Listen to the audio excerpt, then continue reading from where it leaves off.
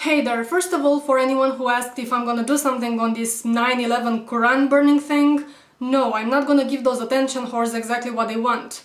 Attention. Secondly, because of some reactions to my last video, I wrote a little post on my blog about respecting the dead. You'll find a link to that in my pants. That being said, now we can get to this video. Criticizing Islam has proven to be not as welcomed as criticizing Christianity, for instance. And I'm not just saying this because of the few occasional fanatics who will make death threats and try to get the videos banned, but also because of the atheist/agnostic community, which seems to be highly sensitive about this subject. I actually thought about this a lot recently.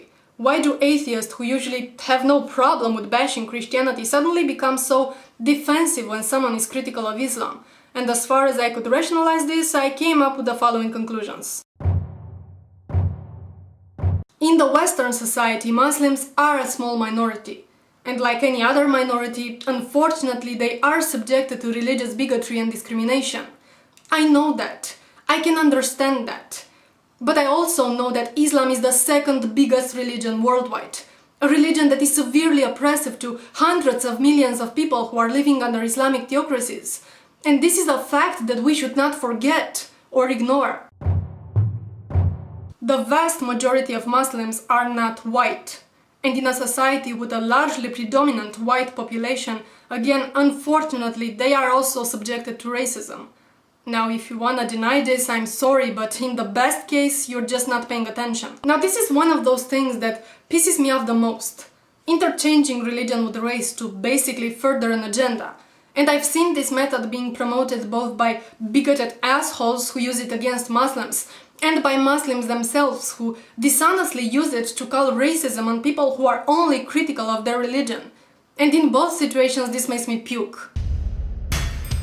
When religion and culture are so tied up they are almost indistinguishable, people tend to associate criticizing one's religion with criticizing one's culture, which they consider it should be taboo.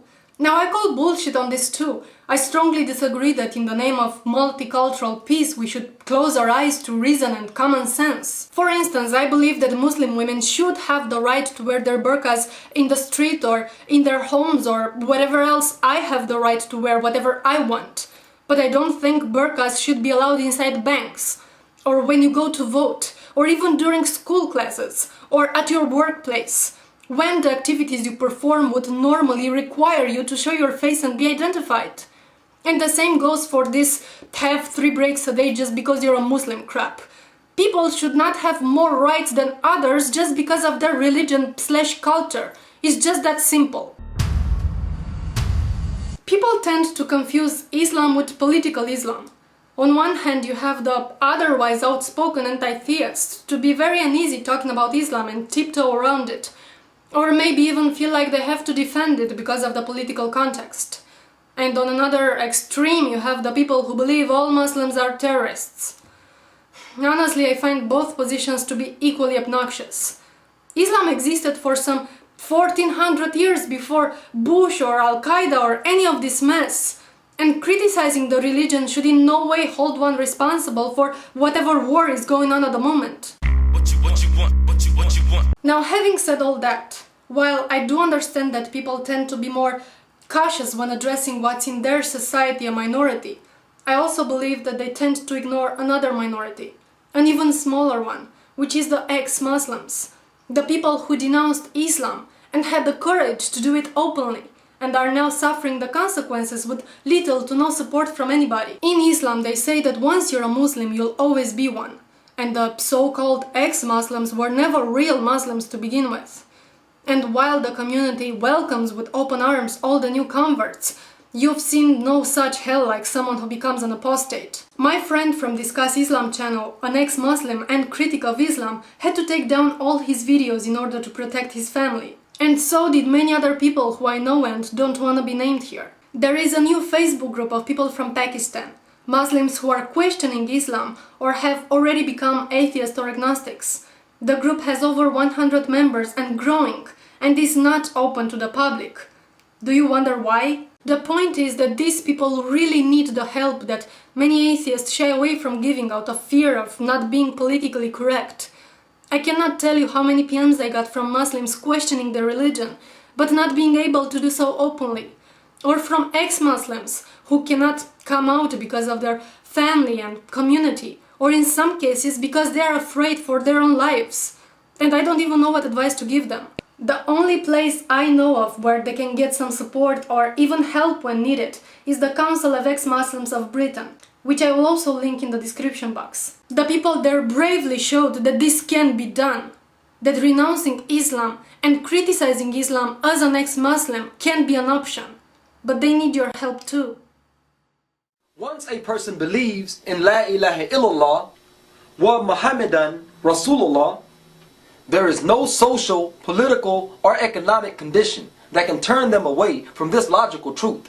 There is nothing worthy of worship and obedience except Allah subhanahu wa ta'ala alone, and Muhammad is his last and final messenger. To believe thus is natural as well as intellectual. To reject this kalima after once professing it, you must have done bumped your head. لا يحل له أن يرتد عن الإسلام فإن فعل ذلك فحكمه القتل. But what is the penalty for apostasy? What is the penalty for leaving the Muslim faith? To be honest, I cannot back that point up. Dr. Muqaddam, what is the penalty for apostasy? And, before... We keep coming down this apostasy. Give us a quick answer on what is the penalty for apostasy. You very well know, if it's an Islamic country, then the Sharia is very clear.